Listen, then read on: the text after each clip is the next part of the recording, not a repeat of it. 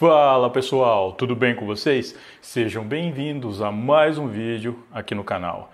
E o vídeo de hoje é o 8º episódio do Crimes da Semana. Pessoal, eu demorei um pouco para trazer esses crimes da semana aqui para vocês, porque os últimos que eu gravei o YouTube barrou, então eu não vou poder postar eles aqui. Mas agora estão de volta aqui no canal e eu pretendo voltar com eles pelo menos uma vez por semana. E para quem não sabe o que é esse quadro aqui no canal, é um resumo de todos os crimes que mais repercutiram no Brasil e no mundo durante essa semana. Então, sem mais delongas, bora pro vídeo. Milionário da Mega Sena é vítima de um crime. Na manhã do dia 13 de setembro de 2022, uma terça-feira, Jonas Lucas Alves Dias, de 55 anos, saiu para caminhar como fazia de costume na cidade de Hortolândia. No entanto, ele não retornou para casa. E no dia seguinte, ele foi encontrado gravemente ferido às margens da rodovia dos Bandeirantes. Jonas foi socorrido e levado ao hospital, mas não resistiu e veio a falecer. O médico que atendeu Jonas atestou traumatismo crânioencefálico como causa do óbito. O local e a maneira em que Jonas foi encontrado fazia crer que ele havia sido vítima de um atropelamento. Porém, assim que ele entrou no hospital, a equipe médica pôde constatar que os seus ferimentos não eram provenientes de um acidente, mas sim de um crime. Como Jonas não havia retornado para casa no dia em que saiu para caminhar, a sua família registrou um BO de desaparecimento no nome dele, e assim que foram comunicados do que havia acontecido, eles ficaram arrasados. Jonas não era um cidadão comum como a maioria de nós. Apesar de sua aparência de homem simples, ele era um milionário com uma fortuna estimada em mais de 40 milhões de reais. Todo esse dinheiro era proveniente de uma aposta que o homem fez e ganhou na Mega Sena do ano de 2020. Bom, não precisa ser nenhum Sherlock Holmes para chegar à conclusão de que o crime teve motivação financeira. E essa foi a principal linha de investigação que a polícia seguiu. Durante as investigações, a polícia descobriu que nas horas em que Jonas esteve desaparecido, ele tentou realizar uma transferência de 3 milhões de reais. Ele inclusive chegou a enviar um áudio para a gerente do seu banco, pedindo para que ela liberasse esse dinheiro. Não chegou nada de comprovante. Você consegue agilizar isso para mim? Preciso ir embora. Estou aqui na fazenda, preciso fechar isso aqui hoje. Essa transferência não foi autorizada. Como vocês puderam perceber, no áudio que Jonas enviou para a gerente, é possível notar que a voz dele e a maneira que ele fala estavam um pouco estranhas. De acordo com a polícia, no momento em que Jonas enviou esse áudio, ele já estava bastante machucado, inclusive na sua boca, e por isso ele estava falando daquele jeito. A polícia descobriu também que após Jonas não ter conseguido transferir os 3 milhões, houve mais tentativas de movimentação financeira em uma de suas contas. Ainda de acordo com a polícia, Jonas foi levado até uma agência bancária na cidade de Campinas. Lá, os criminosos usaram um cartão bancário e a senha dele para habilitar um aplicativo de celular. Com isso, eles conseguiram realizar 2 saques no valor de R$ 2.000 e uma transferência no valor de 18 mil para uma conta. Imagens de câmeras de segurança da agência bancária flagraram o exato momento em que um dos criminosos realizava esses saques. Os policiais também tiveram acesso às imagens de câmeras que registraram todos os passos de Jonas, minutos antes dele ser levado pelos criminosos. Nessas imagens, é possível ver Jonas saindo de uma padaria em que ele havia acabado de comprar alguns pães. O homem segue em direção à sua casa, caminhando pela rua. Nesse momento, é possível ver que 2 veículos, sendo eles um Ford Fiesta preto e uma caminhonete S10 prata, passam diversas vezes por Jonas. Pouco tempo depois, as câmeras não registram, mas Jonas é abordado e colocado dentro de um desses veículos pelos criminosos. Familiares e amigos da vítima disseram que Jonas era uma pessoa muito simples e humilde. Apesar de ter ganhado milhões na loteria, o homem preferiu continuar morando na mesma casa, juntamente com seus irmãos, na cidade de Hortolândia, no interior do estado de São Paulo. É dito que todos que o conheciam sabiam que ele havia ganhado na Mega Sena e que, inclusive, ele havia ajudado diversas pessoas financeiramente com esse dinheiro. Muitas pessoas que eram próximas a Jonas, que deram entrevistas a respeito do caso, choraram quando falaram dele. Segundo eles, Jonas era uma pessoa muito boa e não merecia o que fizeram com ele. Através das imagens de câmera de segurança que flagraram os criminosos, os policiais conseguiram identificar e localizar alguns deles. No total, pelo que foi apurado pela polícia, 4 pessoas tiveram participação no crime. O primeiro a ser preso foi Rogério de Almeida Espínola, de 48 anos. Rogério já possui diversas passagens pela polícia, incluindo uma por já ter tirado a vida de outra pessoa.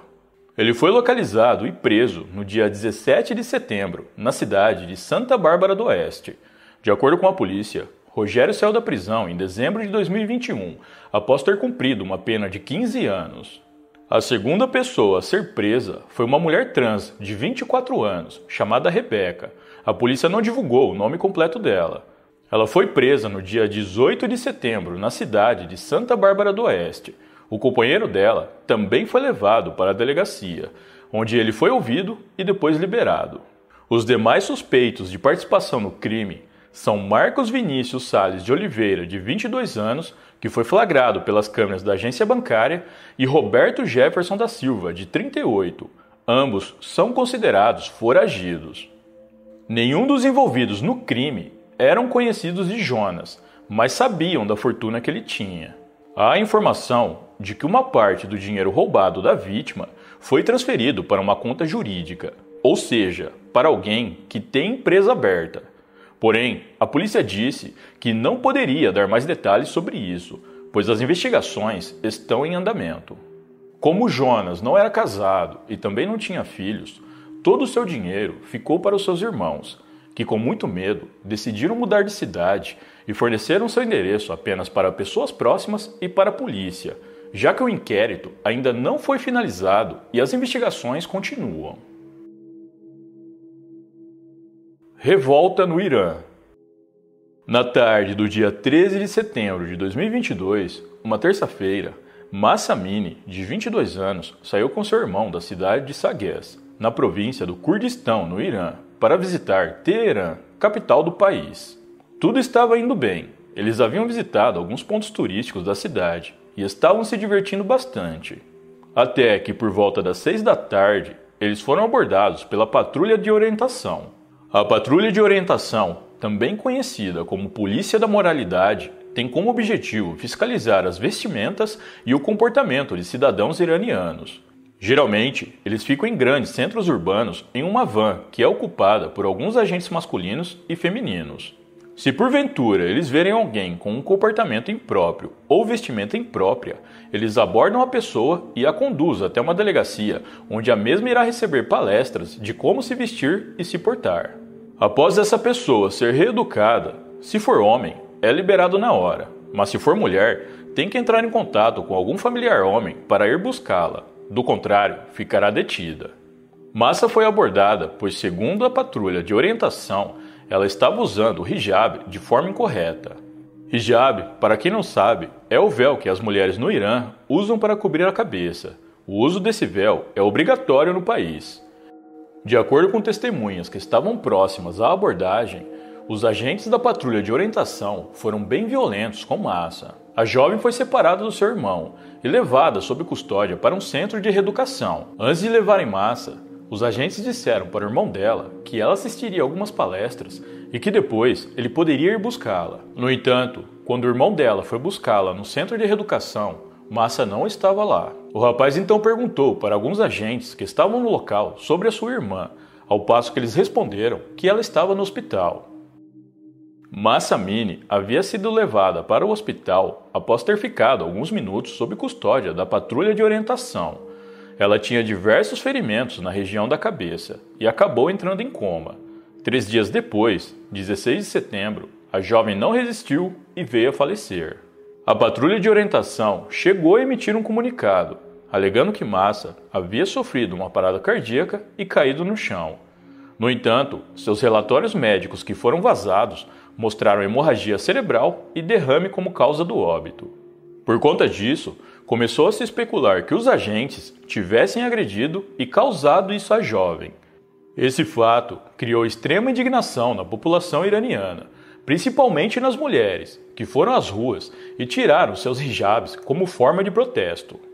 Nos últimos anos, a população iraniana vem demonstrando um enorme descontentamento com o seu governo, cujos líderes são a favor de toda essa opressão. Esse não é o primeiro episódio de violência por parte da patrulha de orientação, mas sim um de muitos. Os motivos são variados, mas coisas em nosso país que seriam consideradas bobas, lá é considerado crime. Vale salientar que na época em que o Irã era uma monarquia governada pelo rei Reza Pahlavi, a população desfrutava de uma liberdade aos moldes da maioria dos países ocidentais. As mulheres podiam usar roupas comuns, não eram impedidas de frequentar escolas ou universidades e não eram proibidas de usar trajes de banho em praias públicas.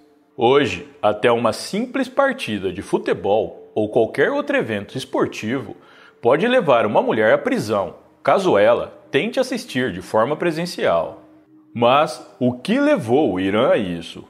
Em 1979, ocorreu uma revolução que depôs o rei e implementou um outro governo, transformando o Irã no que ele é hoje. Bom, eu só dei um contexto histórico aqui para vocês terem um entendimento melhor do que levou a tudo isso que está acontecendo por lá. A família de Mahsa Amini está completamente arrasada e diversos protestos vêm acontecendo no país.